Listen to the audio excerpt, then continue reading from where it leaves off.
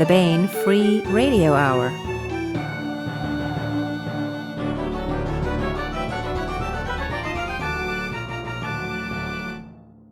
On the podcast, strange weather in Overwhere? In Overwhere. Plus, part one of DJ Butler's conversation with David Weber about In Fury Born. And we continue our ongoing audiobook serialization of John Ringo's Live Free or Die, all right now.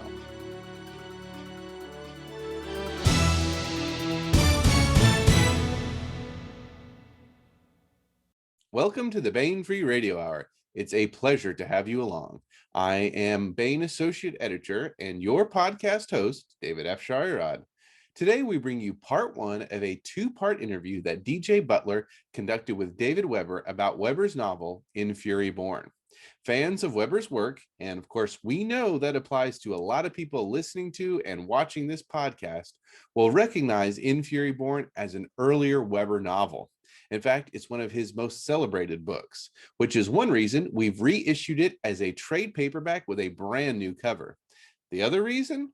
Weber's new series, Ascent to Empire, the first entry of which Governor Weber co-authored with Richard Fox, serves as a prequel to In Fury Born, and that was all the excuse we needed to bring this classic back out to reach a new audience.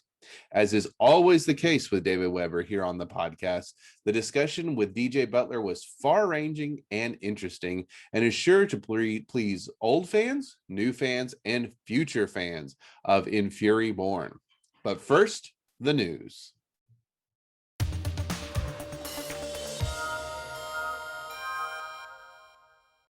In February of 2022, Jane Linskold and Baen Books will invite you on a different kind of fantasy adventure in the novel The Library of the Sapphire Wind. But over at Baen.com right now, we're offering you a taste of what's to come in this new series known as Overwhere, with a piece of short fiction entitled Fire Bright Rain.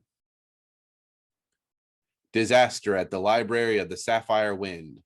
What begins as a normal day for Ursine-type Leah and her apprentice chef in Meadow Village soon spirals into disaster. Earthquakes aren't common in the vicinity of the Library of the Sapphire Wind, but working for a library dedicated to the magical arts for as long as she has, Leah is accustomed to expecting the unusual. But this is no ordinary earthquake, and it soon becomes clear that life in Meadow Village will never be the same. That's Fire Bright Rain, a new prequel story to Library of the Sapphire Wind by Jane Linskold, and it's available to read free at Baen.com right now. Head on over to Baen.com and check out this month's Charles E. Gannon November ebook sale. To celebrate the release of his new novel, This Broken World, we're offering up a cornucopia of savings on Gannon's backlist. Save $2 per book on the award-winning Kane Riordan series and $1 per book on other Gannon backlist titles. The sale ends November 30th, 2021, and these prices are available wherever Baen ebooks are sold. And that's it for the news. And now part one of DJ Butler's discussion with David Weber.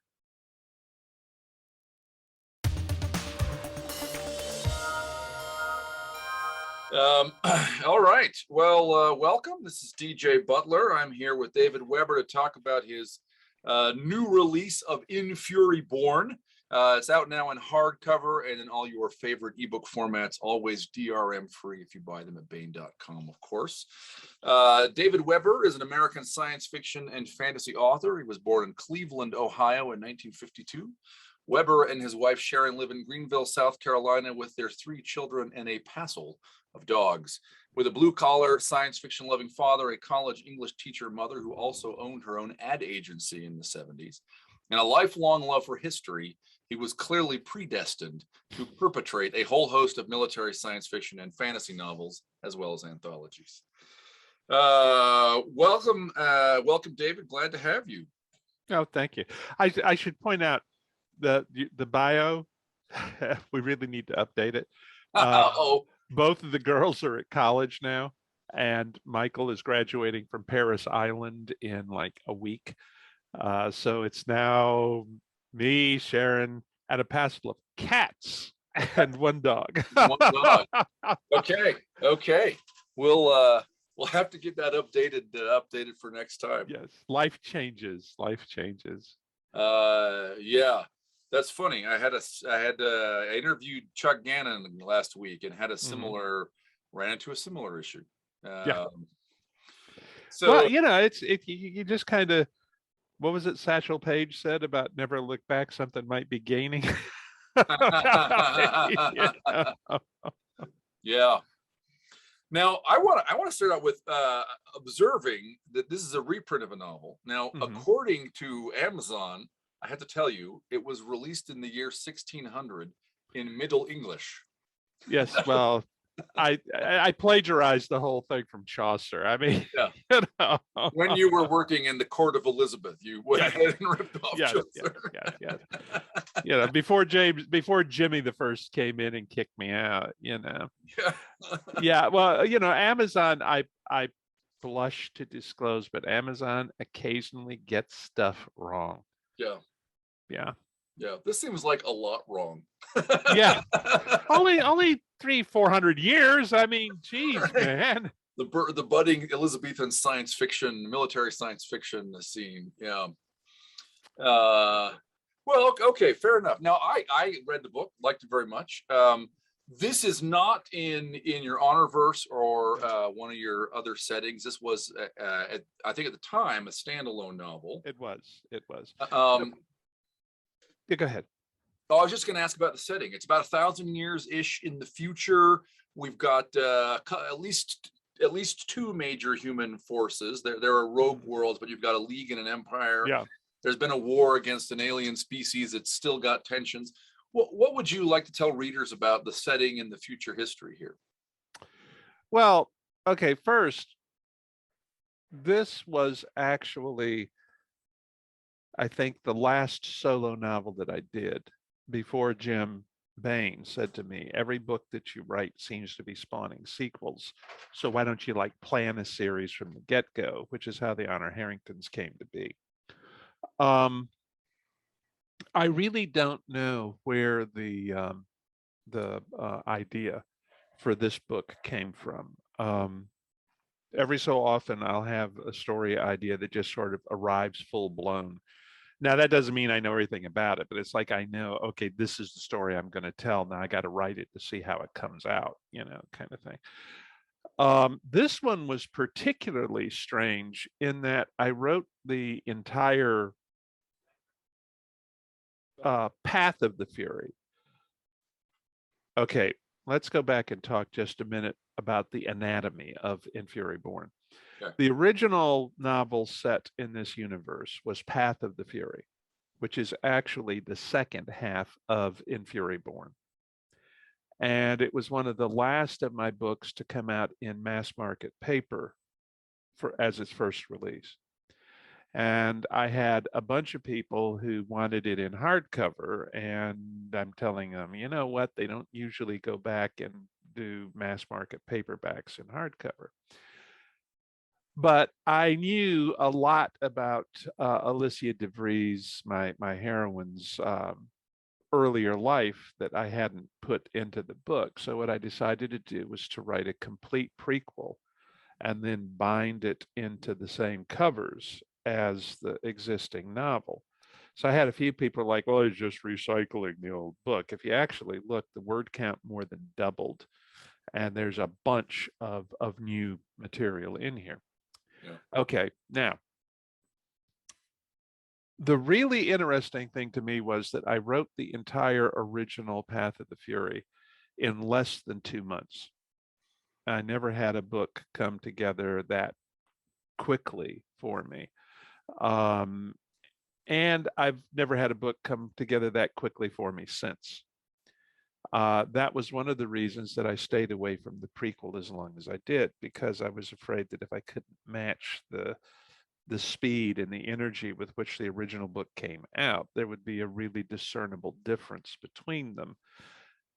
And that wouldn't work if I was going to bind them together. It might have worked in a novel and a prequel, but not in one volume where it was supposed to segue seamlessly from one to the other. But finally, I decided I would go ahead and do it. And I don't think most people could tell any difference at all between the voice of the two halves of the book.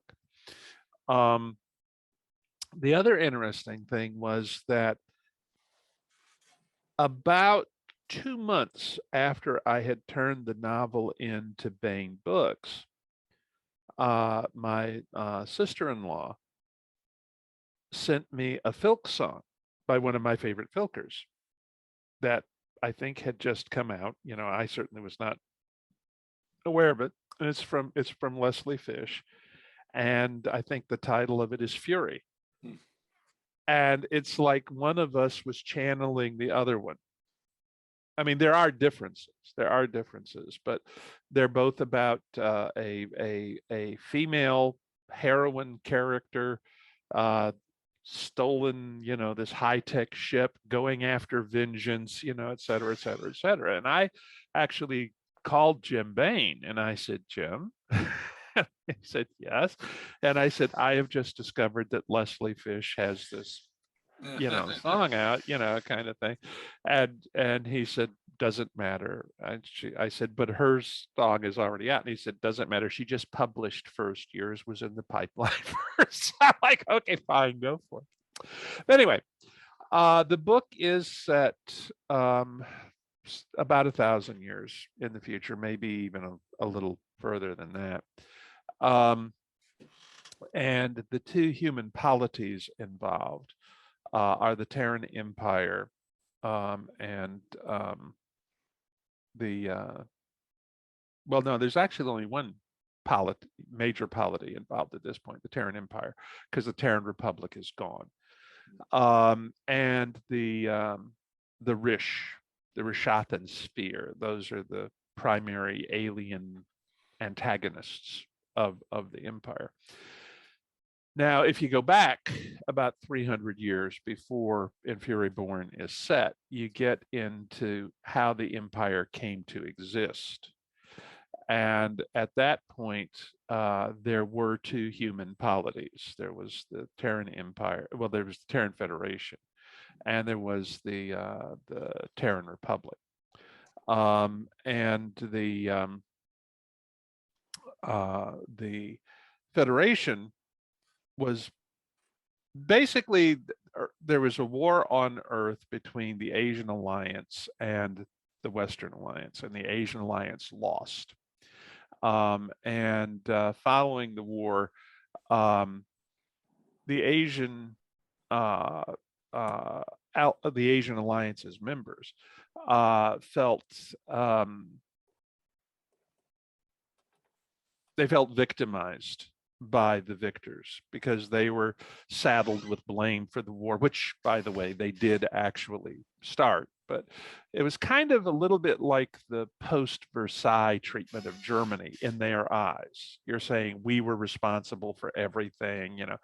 And so when the Western Alliance segued into what was in effect a genuine world government rather than a UN, the Eastern Alliance refused to join it. They weren't going to be second-class members, et cetera. So when interstellar travel began, you had missions that were being launched primarily by the People's Republic of China from the Eastern Alliance. And then you had both private enterprise and government-sponsored coming from the Federated Government of Earth. And they were deliberately going in different directions. The Chinese especially were determined to build their own extrasolar entity. And this was using slower than light drives to begin the colonization process. And you get a couple hundred years into that process when somebody comes up with a faster than light drive, and all of a sudden, you know, everything changes in terms of whether or not these extrasolar colonies can interact with one another in Earth, you know, and everything else. And by this time, the other Asian states have joined the Chinese in establishing what translates as the Terran Republic. Okay. And they begin sort of interacting and things that, it's okay, we're getting past our animosities. There's a tradition of animosity, all right, but nobody is really planning on shooting anybody on sight or anything like that. Well, this is where the Rish come into the picture, because the Rish are very aggressive. They're carnivores. They're very aggressive, but when they first encounter humans and begin studying, they realize several things. One is humans are a lot more fertile than the Rish are. So human populations are going to grow faster. Humans are better in the hard sciences. Okay, the Rish are better biologists, but where physics and that kind of stuff are concerned, the humans definitely have the edge. It's not a stupendous edge, but it's an edge. By the time we get to In Fury Born, the humans have a huge edge because the Rish are unable to neurally link with computers, which the humans can. So in war fighting terms, they're really screwed when it comes to reaction speed and whatnot up against a human unit. But the other thing that they discover about humans is that humans like much lower population densities than the Rish do.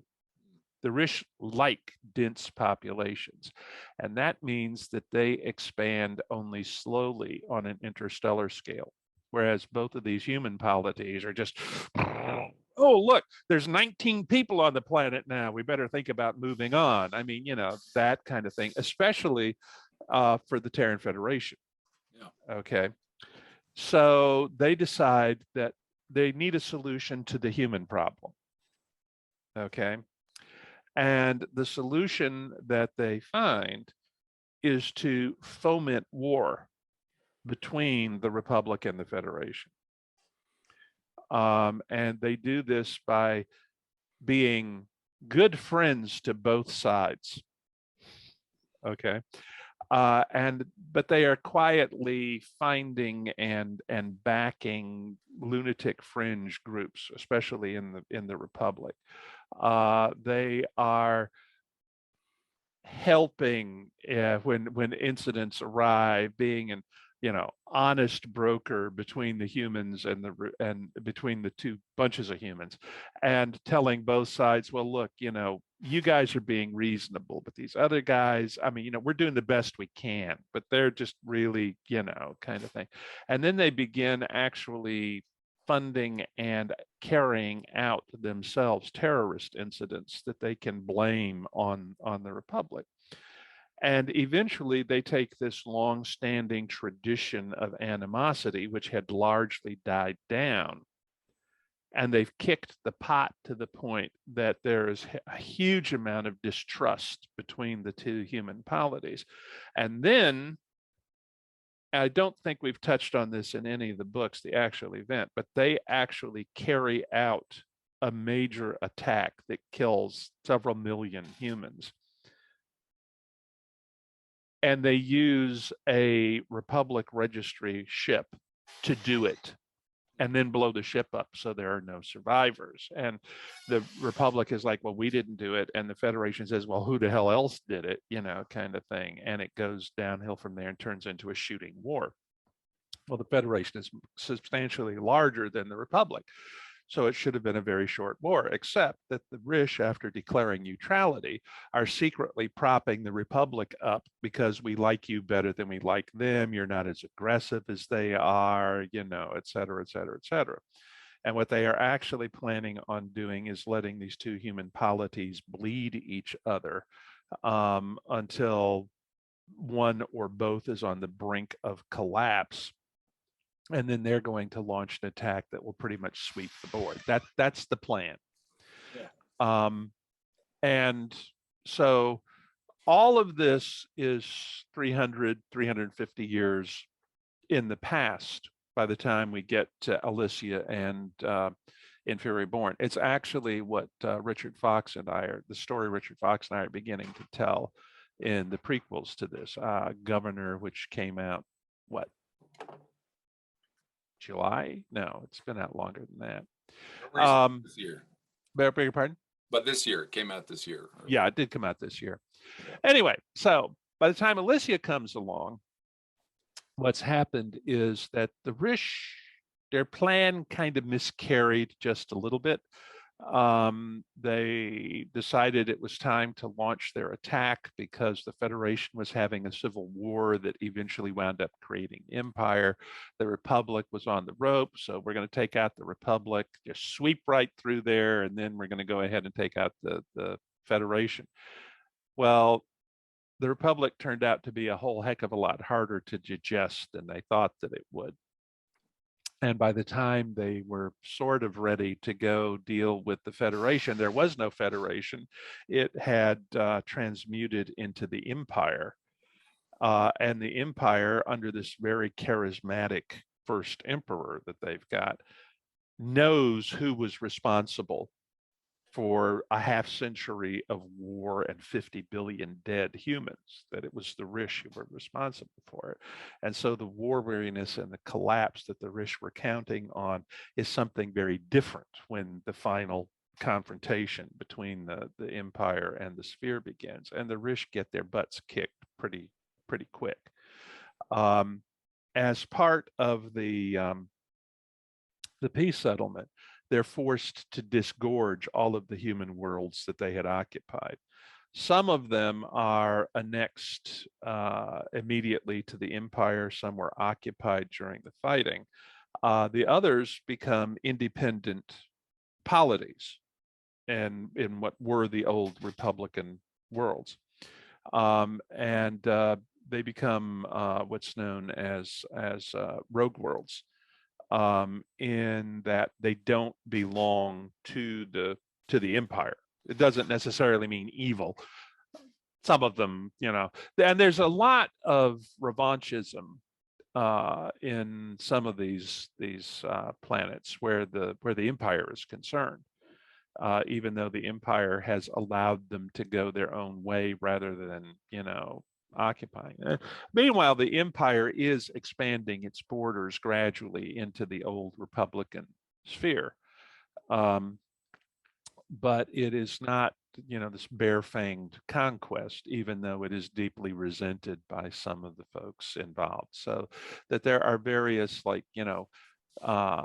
freedom organizations that are dedicated to carrying out terrorist attacks on the Empire, trying to destabilize it, trying to destabilize the referendums under which planets and star systems actually seek membership in the Empire, etc. And the Rish are giving the fire a good kick whenever they think they can get away with it. So all of that brings us to Alicia. Alicia is, I think she has an interesting parentage because on her mother's side, her grandfather is one of the two living holders of the Banner of Terra, which is the Congressional Medal of Honor. And he is pretty much universally known in the Marine Corps as the Sergeant Major kind of thing. And you find out when you read Governor, the star system where an awful lot of the action takes place in Governor is the star system that Alicia's mother's family comes from. So you begin to understand why they are very, very loyal to the House of Murphy and the Empire. But her grandfather's a Marine, and she really wants to be a Marine. Her father is an Uviti, and they are a mutation of humanity, and they are known for their drive to build consensus rather than embrace conflict. Okay, they are not the guys you're going to see in the military. This just isn't their thing. Now, her father they happen to be very good diplomats because it's their nature to seek consensus, to find an answer, short of shooting. And her father is a very effective and relatively high-placed diplomat. But most people looking at that parentage are going to go like, I don't think, she's going to, but she does. She goes into the Marines. She enlists very young. She made a deal with her father. She'd complete her college degree first, which she burned through in like 2 years, kind of thing. And he held up on his end. If she still wanted to go into the Marines, he would back her. So the first half of In Fury Born deals with her childhood briefly, and her Marine career. And at the end of her Marine career, she's still only maybe 30 when we get to that point. But she has a career which is just probably as good as anything that her grandfather had in terms of her accomplishments and her ability. And she gets recruited early on for the Imperial Cadre. The Imperial Cadre are almost, you could think of them as the household troops of the House of Murphy, because they owe fealty directly to the crown. Whereas the other branches of the service, their oaths are to the Constitution. Their oath is to the crown, and they are specifically limited under the Constitution to a very small force. But they are the elite of the elite of the empire's military. They are the ones that the emperor can send to deal with a problem without having to worry about taking the Senate with him or anything else. And as a result, they get a lot of the hot potatoes for peacekeeping, anti-terrorism ops, that kind of thing. And Alicia, as her last assignment as a Marine, her company is virtually wiped out. Well, wait a minute. Let me. Sorry. That's not her last mission as a Marine. It's her last. Okay. All right, so she gets recruited for the cadre after a really working well. Okay. And she is the youngest, like, master sergeant in the history of the cadre when she's recruited. And they get dropped into something called the Shallingsport raid after she's been a member of the cadre for about 2 years, maybe 3. And it turns out that the entire, let's see, I'm really telling you a lot about the book here for people who haven't read it. You decide how much you want to avoid spoilers. I mean, okay, well, let me just put it this way. The Shallingsport raid turns out it's an absolute unmitigated disaster. 96% of her Marine company is killed, and she winds up taking command, and they actually pull it off despite the losses that they've taken. And that's the point at which she receives a direct commission in the cadre. So she moves from being non-com to being commissioned. And if you fast forward a few more years, she leaves the cadre. She leaves it at the end of the prequel. And she leaves it because she found out some things about the Shallingsport raid. And in effect, the emperor breaks faith with her. He probably never saw it that way. He didn't understand it the way that she understood it, but that's the way she understands it. And she says, I can't serve him anymore. and so she leaves the cadre, which leads into the second half of the book, where some bad guys make the classic mistake of not being sure she's dead after killing her entire family in a raid on the planet that they've moved to.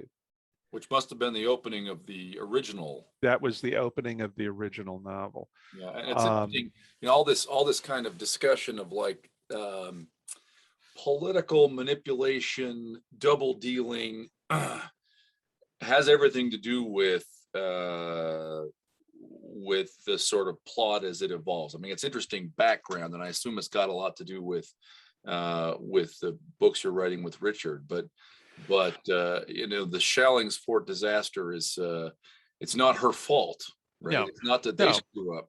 No, they do superbly. Yeah. The problem is that they are mousetrapped. Yeah. Now the thing is that the political background is also critical to what happens in the original novel, because it's what sets the context for the traitor who is actually behind everything. Yeah. In the second half of In Fury Born. Yeah. So it's all one. Okay.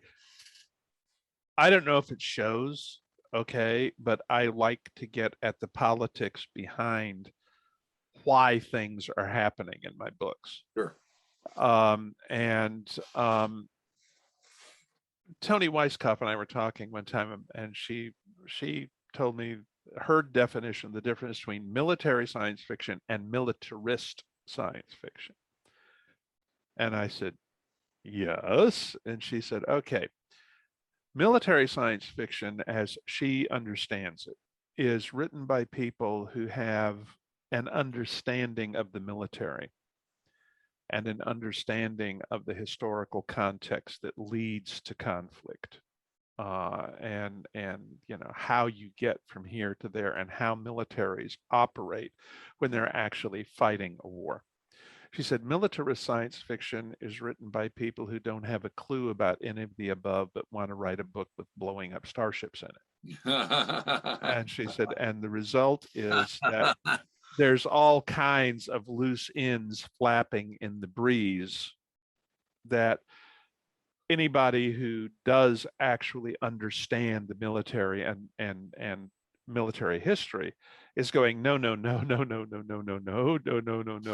whole time they're reading it. And it makes it difficult for people like me, for example, to suspend disbelief when I've got somebody who clearly does not understand how this would have to work.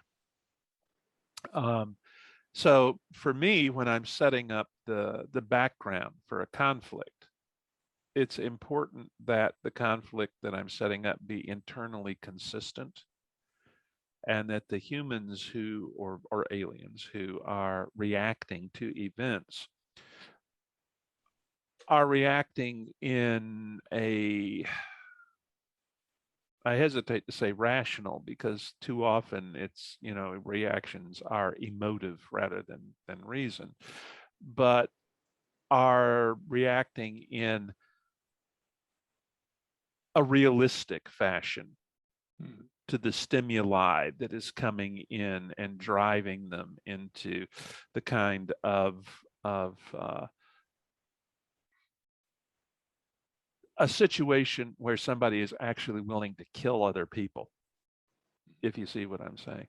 One of the things that I feel very strongly about is that if you write a story in which only the bad guys get killed, or if a good guy gets killed, they're not one of the central characters and they die instantly, kind of thing. Or if an important character gets hit, it's a wound that allows them to continue fighting, they're going to be fine, et cetera, et cetera.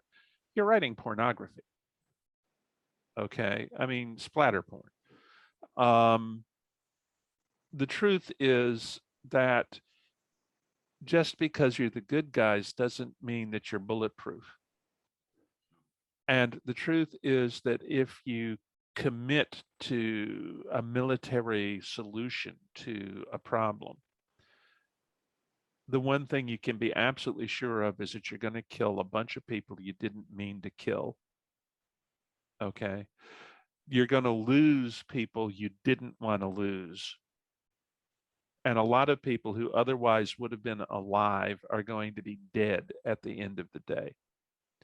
Now, that doesn't mean that you always have an option that involves not fighting, but it means that if you're going to commit to an actual armed conflict, you should be damn sure before you do it that, number one, you're aware that there's going to be a price that's going to be paid, not by you as the political leader or whatever who launched the war, but by the people who actually fight it and get in the way of it and get chewed up by it. There's going to be a price. And that what you are hoping to accomplish is worth the price. And that's one of the decision points that I try to put in front of the political leaders in my books. Yeah. Okay. And if you take a look at the villains in my books, the difference between the good guys and the villains in my books is the good guys are almost always responsibility takers. Okay. If there's a problem that they can fix, it's their job to fix it. It's not their job to say, you know what, I didn't cause this problem, you know, let somebody else deal with it. They are the good guys are the ones who say, okay, fine, you know, somebody has to defend this planet. There's a really good chance we'll get killed doing it, but if we don't do it, nobody will do it. Which was kind of the motif of The Honor of the Queen and the Honor of Harrington series. The villains are the ones who evade or shirk responsibility, or who manipulate the system for personal gain and don't care who gets hurt along the way. Okay. So one of my villains can be somebody who is deliberately setting out to victimize other people, but can also be somebody who just didn't give a rat's ass or didn't think it through. Okay. And that's why several of my villains eventually work their way back around into being good guys, because confronted with the consequences of their actions that they hadn't thought through, that they hadn't really realized, oh, this is going to be bad, they try to find ways to fix what they broke, or to at least minimize the damage. And that is important to me too. Okay. One of the things that I think people lose track of is that very few people wake up one morning and say, I know, I think I'll start being a villain today. Okay. There are the scum of the earth types out there. And the more, given our more divisive political climate right now, we're seeing more of them on both sides currently, you know, crawling up out of the slime here in the States. And we are seeing it on both sides. Okay. The situation engenders that kind of a thing. But while those people exist, okay, I firmly believe that the majority of human beings on both sides, even the ones screaming at each other the loudest right now, are basically doing the best they can as far as they see what they can do. Okay. I don't think there are very many people out there who are saying, you know what, let's just tear everything apart and burn it down. There are some on both sides. Most people are just at a point of not being able to hear the other side right now, to fully understand the other side. In the 1632 books, one of the points in one of the collaborations that I did with Eric, one of the points that were made is that the most conservative possible 21st century American and the most liberal possible 21st century American have vastly more in common than either of them have with a 17th century European, or for that matter, a whole bunch of other countries right now in the 21st century. And we're basically fighting amongst ourselves over the tiny percentage of our values and whatnot that we don't hold in common, or over the best way to accomplish the same ends. Okay. Those aren't villains. Even the ones that piss me off the most aren't villains. Okay. The villains are the people who say, you know what, we got all these folks out there who are really, really upset over situation X. How can I game it from a power perspective? Or how can I be the one who makes a bundle off of it and steers the situation to accomplish those sorts of ends? Okay. Or they are the people who ought to be stopping that sort of behavior and aren't for whatever reason. Okay. Those are the villains in my books. And those are the villains in Fury Born, really, in a lot of ways. And that's sort of my long-winded way of saying that that's why I have to build political context into the backstory for me, is to establish, number one, the causes of conflict, and number two, the immediate actors in the creation of the conflict, if you follow me. And the Rish are not irrational in their estimate of the threat humanity poses to their expansion. Okay, the humans are expanding faster. They are going to grab off all the good planets. They are going to become increasingly militarily and industrially powerful, et cetera, et cetera, et cetera. The difference between the humans and the Rish is that the Rish are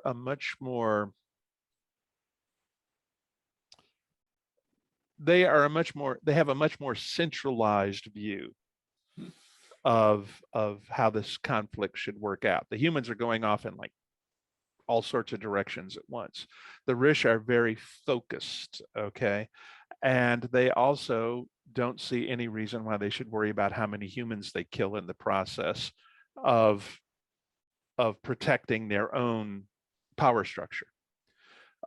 So from that perspective, from a human perspective, they're awful, terrible people. Okay. From a non-human perspective, they are, well, no, we're just being reasonable here. We got a problem. We need to solve it. And this is the way that will work. Okay. I mean, what's so hard to understand about that? I mean, just because we're going to kill your uncle and aunt and 17 of your closest friends, you shouldn't hold that against us, kind of thing. So that's the context. Yeah.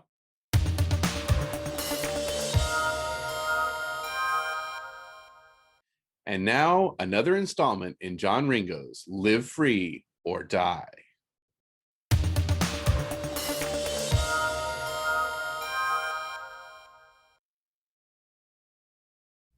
One. Tyler dropped his chainsaw and pulled out his cell phone. He'd barely felt the vibration, and it was impossible to hear over the saw. He looked at the caller ID and tried not to curse. 3 missed calls from the same... Tyler Vernon. Tyler, it's Mrs. Cranshaw. How are you today? Just fine, ma'am, Tyler said, squeezing his eyes shut and waiting for it. She always started nice. And you? Fine, just fine, Mrs. Cranshaw said. Fine weather we're having. Getting cold. The frost should bring out the leaves a treat." "Yes, ma'am," Tyler replied. "Here it comes." "Speaking of it getting cold, I think I asked you to bring by some firewood." "Yes, ma'am, and I said I'd get it over there on Friday." "Well, it's gone Wednesday. Are you going to be here on Friday?"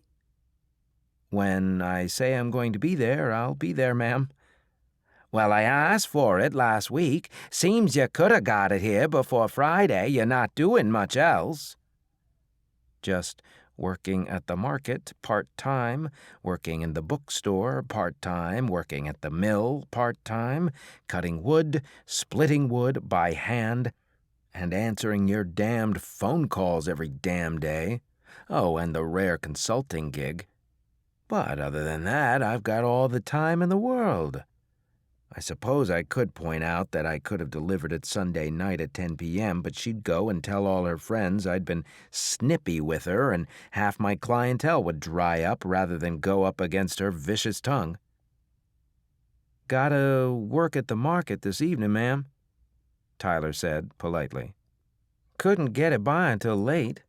Tomorrow I'm going to be working at the bookstore all day and then in the market that evening.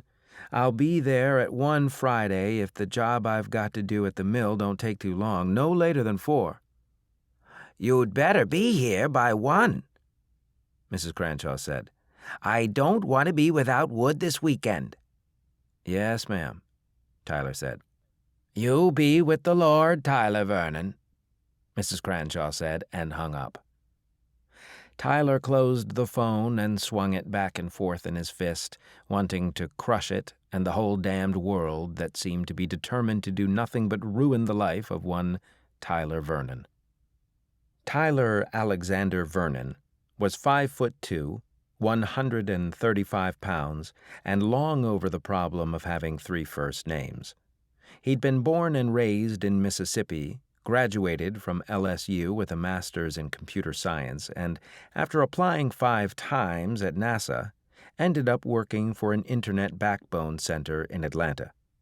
That had led to various positions in the IT field and a pretty steady corporate advance, culminating in a senior manager position at AT&T in Boston.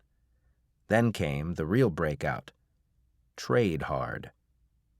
He'd had it made in the shade. He and his wife, okay, had some issues. But even if money couldn't solve everything, it could solve a lot. He'd never thought that his webcomic was going to be anything other than something to fill the time and maybe make its nut. How was he to know it would take off like a Delta rocket? The awards, the adulation. He'd really not cared that much about the money. He really hadn't. It was more about making a change in people's lives, but as it turned out... No, that was unfair. Petra hadn't cared about the money. She cared about the lifestyle the money brought in. She'd hitched her wagon to a rising star at AT&T back before he'd been doing much more than scribbling. Dug in there through the tough years, reveled in the good. Tyler hadn't really wanted the cabin in New Hampshire, but he was glad they'd bought it and paid it off as the money got better and better, and... A science fiction-based webcomic about a free trader ship. One of the few that had gotten national syndication, a small TV show, a movie deal in the works. And the gate opened. And science fiction as an industry died. Well, there was always IT. 5 years was a lifetime in IT. Catching up was possible, but hard. He'd been making it. And the Horvath came. And the inevitable depression that followed the orbital bombing of 3 major cities. Not to mention the stripping the world of all its heavy metals. And like one of those rocks tumbling towards the planet below, his life had gone into freefall. The fiery re-entry culminating in the plasma explosion of the divorce. And now he lived in a cabin in the woods and saw his kids when he had any time between working 5 jobs. He put his phone away, picked up the saw, yanked it into life, and applied it to the oak he was chunking. Hard. "Tyler, Chuck needs you to work on Saturday." Steve Moorman was the night manager of Mac's Market in Franconia. Tall, stooped, and prematurely balding, his life ambition seemed to be to retire as the night manager of the Mac's Market in Franconia. Tyler considered him lacking in ambition. But despite his current down cycle, Tyler considered most people to be lacking in ambition. Since it was Chuck that needed help, that meant day shift, and there was an issue. He had a gig at a con in Reading on Saturday. The greater SF market may have suffered the fate of the dodo, but fandom just would not let go. There was even some anime still going. He did some quick calculations. He wasn't getting paid for the gig. The only reason he was invited as the artist guest of honor was that he was somewhat famous, local, and cheap. But he still could move some merch in the dealer's room, and people still bought his sketches of Gomez, Frank, and Farella. The market was a little saturated, but he'd still make more sitting on his butt in the dealer's room than working it off in the store. And Saturday sucked. The ski birds from Boston and NYC would be flooding in and asking, "Why don't you have arugula? Where's the couscous?" The flip side being that if he said no, not only would one of the other stockers get asked the next time some extra time came up, but Steve, the passive-aggressive asshole, would probably start cutting back on his hours. Short-term money or long-term money? More like medium-term, because he was not going to retire as the night manager of Mac's Market. Somehow, the con co-chair had gotten a glutton to attend. That decided it. The chance to talk to a real live alien wasn't one to pass up. "Steve, I'm really sorry, but I'm already scheduled for something on Saturday," Tyler replied diplomatically. "I'd love to work, but I've got a gig in Boston." "Uh-huh," Steve said slowly. "Isn't that one of those convention things?" "Yes," Tyler said just as slowly. "It's one of those convention things. I can work the evening shift." "No, that would be too much juggling in the schedule," Steve said, puffing out his cheeks. "I'll just ask Marcia." "Sorry about that," Tyler said. "Anything else?" "There's a spill in produce," Steve said. "Help Tom clean the oranges." "Right away." Tyler took the 2 crisp 20s from Mrs. Cranshaw and nodded. "Thank you," he said politely. $40 seems an awful lot of money for a cord of wood," Mrs. Cranshaw said. "Not like I don't already own plenty." Owner of 5 maple sugar distilleries and over 4,000 acres of maple forest and white pine, one of Mrs. Cranshaw's noted peculiarities was that she was so tight with money she made the buffalo squeal. "Going rate, ma'am," Tyler said. He'd wondered when he started delivering wood to her why he'd been chosen rather than one of the local lumberjacks, people who worked for the old witch. The answer being nobody else would put up with her. $40 is just robbery for firewood," Mrs. Cranshaw said. "When I was a girl, cokes were a nickel, I tell you." "Yes, ma'am," Tyler said. If you tried to stop her, she got mean. Best to just ride it out. "And the winters is getting worse. It's these damned aliens."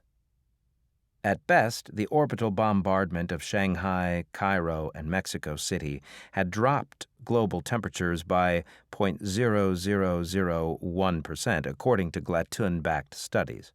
It took a lot more than a few megatons of rock and, some really major secondary fires to disturb Earth's climate. "Yes, ma'am." I'm thinking about selling this place, she said.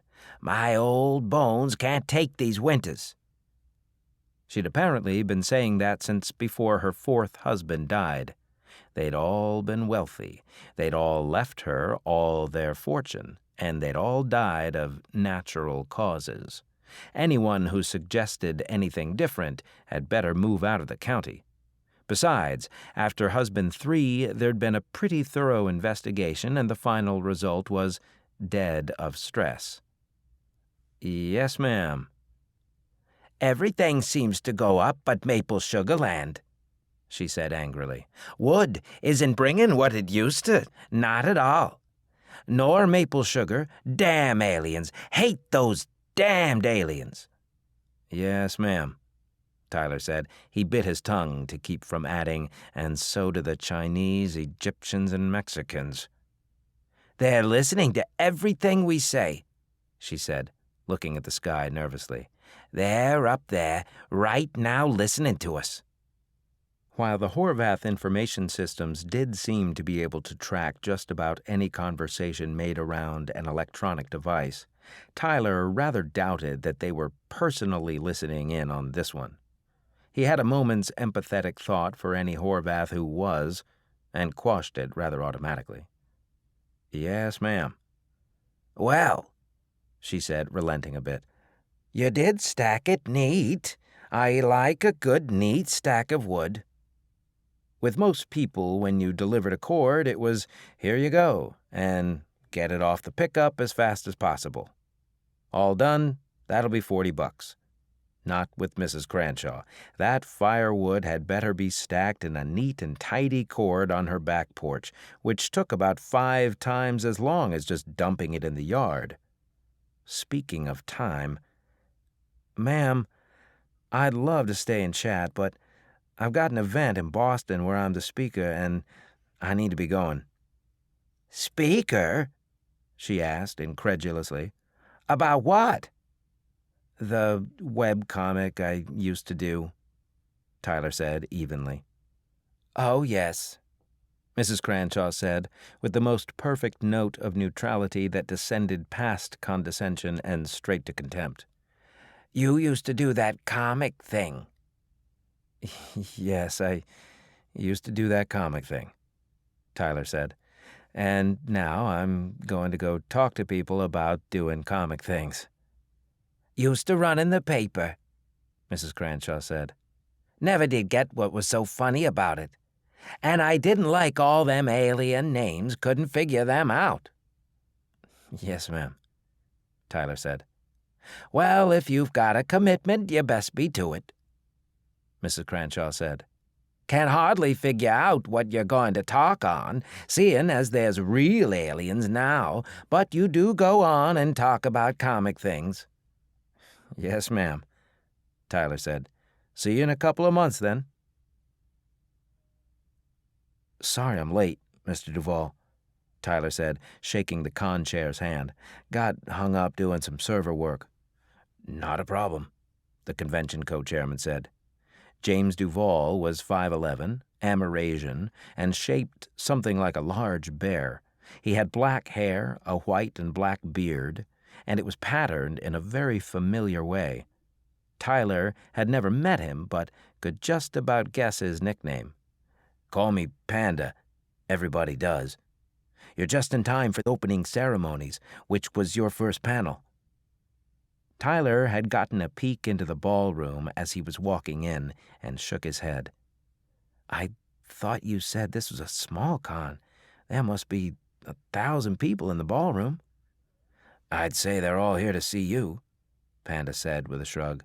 Truth is, they're mostly here to see a real live glatoon, Tyler finished, gesturing with his chin at the alien standing in a corner and watching the pros straggling into the small, walled-off area.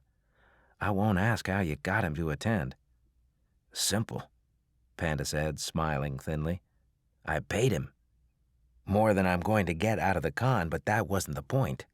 Science fiction isn't dead. It's just become reality.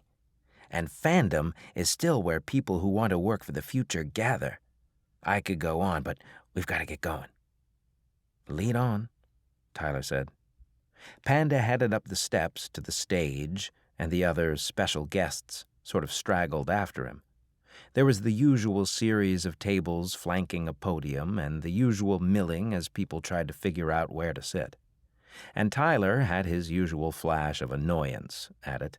"They're chairs. You sit in 'em. Sit. Heel." Since the Glatun looked particularly puzzled, he caught its eye and waved to a chair, pulling it out. Fortunately, Glatun and human design were similar enough a human chair worked just fine. The Glatun sat down, and Tyler snagged the chair next to it, by right of conquest. Worked for the Horvath. "Ladies and gentlemen, and honored extraterrestrials," Panda said to some cheers at the last part. "Welcome to Miracon." "You are Tyler Vernon," the Glatun whispered as Panda started into what sounded like it was going to be a very long speech. Tyler noted that the voice, which was fairly human normal, was coming from a small pod on a collar, and the Glatun had not, in fact, opened his mouth. He'd heard that they mostly communicated through their implants, but it was still a bit of a shock. "Yes, I am," Tyler whispered back. "I am Falalor Wathet, captain of the Spinwood Crossing. A pleasure to meet you. You used to write trade hard, did you not?" "Yes," Tyler said, shocked again. Why did you know that?" "The security situation on Terra for traders is good," Wathet said. "But if I was going to be dealing with people, I wished to know who I might be near." "We are, after all, potentially dangerous locals with bizarre and disgusting customs," Tyler said. "Who will do anything to screw us out of our credits. Our job is to be better screws." "You read the comic?" Tyler was still recovering from the earlier shocks. This was water on a duck. "It was one of the few times when I have understood human humor," the Glatun said. "Perhaps in part because it struck so close to home and was so true. Although banks do not routinely send mercenaries to collect your ship. There are people in our government who do that quite well, thank you." "It was a rare situation," Tyler pointed out, "but thanks for the compliment." "I almost stopped reading in the first few panels," Wathet said, "because I did not understand the cultural conditions of stealing the infant's candy. When I was able to grasp it fully, though, I very nearly had an accident.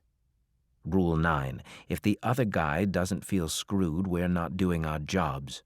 I printed that out and put it up in the mess. We all got it. But I personally feel it's more of a guideline." "Same here," Tyler said. "If I had really been a backstabber, I would have been a VP." "Why did you stop writing?" Wathet asked. "I was only able to find the comic on an archive server, and there were no notices to explain your cessation." "Phew," Tyler said. "Big answer. Basically, it was an economic decision. As soon as the gate opened, everyone in the industry quickly saw that anything SF was falling off. So I got dropped like a hot potato in most of my markets. The website traffic and merch fell off sharply as well. Then, with our Horvath protectors requiring a very high payment for protection, surfer space started getting expensive. Eventually, simply wasn't economical." "You have very few new drawings on your personal system," Wathet said. "Sorry about looking, but your information systems are so primitive that it's a bit like trying not to look through a plate glass window. Once I scanned all your available archives on other systems, I set my system to find more and only realized I was in your personal system when I saw many of them were partials. But I think you haven't had much time. Your personal and business finances are terribly screwed up. My apologies. Again, it's rather hard not to look." "No problem," Tyler said, gritting his teeth. "On another subject, was trading good?" "No," the Glattun admitted. With the Horvath control of your heavy metals, which were paltry anyway, your world has virtually nothing to trade. Despite that, every time one of our ships comes here, we have to first meet with members of your senior government who ask if there's anything we, the traders, mind you, can do about the Horvath. No, there's not. Then we meet with senior corporate representatives who have gathered such things as we might be interested in, and we trade. The pattern is always the same. And really, what am I going to get for folk art? The Venus de Milo is hardly folk art, Tyler said. He'd seen the news. Not to mention the paintings. He paused and sighed. Sorry. I really do understand the situation, probably better in some ways than those senior representatives. From your comic, I would say that is the case, but how exactly? Look up Polynesian contact with the West, Tyler said. I assume that is... Yes, the similarities are there. We do not carry diseases, but... You're trading iron nails for pearls, Tyler said. Well, you were. Now our Horvath benefactors receive the pearls as an honorarium for their defense of our system, and we only have coconut husks and carvings to sell. Do you really think the Horvath are your benefactors? Wathet asked. Of course I do, Tyler said, smiling. Our Horvath benefactors who find our systems as porous as you do and are listening to this conversation on my cell phone are our friends. Ah, the Glattun said, making a noise something like a sneeze. Don't worry. The Horvath are most certainly not listening to any conversation I am involved in. Really? Tyler asked. Really. Horvath systems are better than yours. But the information systems on what they call a battle cruiser, which is not much bigger than a Glattun admiral's landing barge, are no match for even my ship. And I'll admit I don't have Galaxy-class systems. The Horvath are most certainly not listening. In that case, Tyler said, smiling again, of course we're poor. They're stealing all our metals. What I don't get is why the Glattun don't throw them out so Glattun traders get the metals. Other than assuring the safety of trade, our military tries very hard to avoid non-strategic entanglements, Wathet said. That has not always been the case, and we've had times in our history of military adventurism and colonialism, but we've given that up mostly. I can understand that, too, Tyler said, nodding. I know this is a shot in the dark, but have people sort of shown you, well, everything we have to trade? What do you mean? The Glattun said, then held up a hand. Your turn to talk. Damn, Tyler said, getting up and trying to remember what he was going to say. He managed to stumble through some remarks, then sat back down quickly. You said something about everything you have to trade, Wathet said. Your produced items are rather crude and expensive for you to produce compared to fabbers, not economical for us. There's not much markup in the market for things that are simply made by hand. A fabber can produce variation easily. We produce what you consider precious gems, practically as industrial waste. Got all that, Tyler said. I mean, you read the comic, covered that. True, and Forella really screwed those natives. Well, they deserved it. What about commodity materials? Tyler asked. You mean foodstuffs? Wathet said. I did read the comic. You know as well as I that your foodstuffs are chemically incompatible. We may have some similarity in appearance to terrestrial organisms, but our chemistry is radically different. You covered that as well. Which is all very good theory, but hasn't been tested, Tyler said. Yes, it has, Wathet said. by the first contact ship. We're incompatible. Did they test everything? Tyler said. If not... My turn to talk, Wathay had said, getting up. Where is that? Ah, there's the speech. Tyler sort of tuned out his speech and thought. What are you doing before you leave? Tyler asked as Wathay had sat back down. We leave on Wednesday, Wathay had said. That's when we're picking up our last few trades. Not much on Monday. Why? Let's check, Tyler said. I'll load up my pickup with just stuff. You've got something that can tell if it's poisonous, I'm sure. Yes, Wathay had said. I'll bring a bunch of stuff, Tyler said.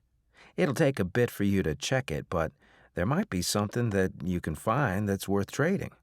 If so, you make a profit, and I've got a lock on a major extraterrestrial market. Unlikely, but why think small? Intriguing, Wathay had said. I'll do it, on one condition. Which is? Tyler asked, warily. Can you do a sketch? Mr. Vernon? Tyler looked up from the sketch he was doing and smiled. Hey, how you doing? Great, the man said, smiling. 6 foot, short red hair, really Irish complexion, green eyes. Miskatonic U t-shirt and jeans. My name's Dan Poor. I'm a really big fan. Glad to hear that, Tyler said, handing the previous customer his sketch. Thanks, Mr. Tyler, the kid said, forking over $10. This is great. And thank you, Tyler said, ignoring the mistake in his name. Would you like a sketch? Dan, the redhead said. Sure. He dug in his pocket and came up with 2 5s. Could you do one of the Glatun? Wathayat? Sure, Tyler said. Might as well get some practice. You guys were sure talking up a storm on the stage, Dan said. Turns out he did some research on the people he might be meeting and took to trade hard, Tyler said, starting to sketch rapidly. I guess a story about a group of space free traders would make sense to an alien free trader, Dan said. Were you just talking about the comic? That and why I stopped doing it, Tyler said. And he wants me to come over to the ship and do a sketch of him and the crew and the ship, trade hard style. Getting paid in Atacirc? Dan asked curiously. I wish, Tyler said, handing over the sketch. Thanks for your continued support. Are you part of trade crew? No, Dan said. But I'd like to get a What's Your Score t-shirt. $25, Tyler said, handing over a large. And thank you again. Must be a bit of a come-down doing small cons, Dan said, forking over the money. I hope I didn't. Just love the people, Tyler said neutrally. Anything else? No, Dan said. Thanks. Special Agent Daniel Nolan Poor got in the van and was swept head to foot before he opened his mouth. He's meeting with the Glatun. Didn't get into when. Says he's just doing a sketch of the crew and the captain. Why do they want a sketch? The senior special agent asked. Said that Wathayat's a fan, Dan said, shrugging. Makes sense. Write it up, the SSA said. Longhand. I want somebody with a camera, and I shouldn't have to point this out, but a chemical camera getting shots. I don't want the Horvath or the Glatun to realize they're under surveillance. That was John Ringo's Live Free or Die, and that's it for the podcast. Thanks as always to Audible.com and podcast theme composer Ruth Judkowitz. Thanks to DJ Butler, and praise, thanks, and gratitude to David Weber for sitting down to talk with us today. Tune in next week for part 2 of their discussion. And good night, Tony Daniel, wherever you are. This is David Afsharirad coming to you from a soundproof bunker somewhere deep in the heart of Texas. Tune in here next week at the hammering heart of science fiction and fantasy and keep reaching for the stars.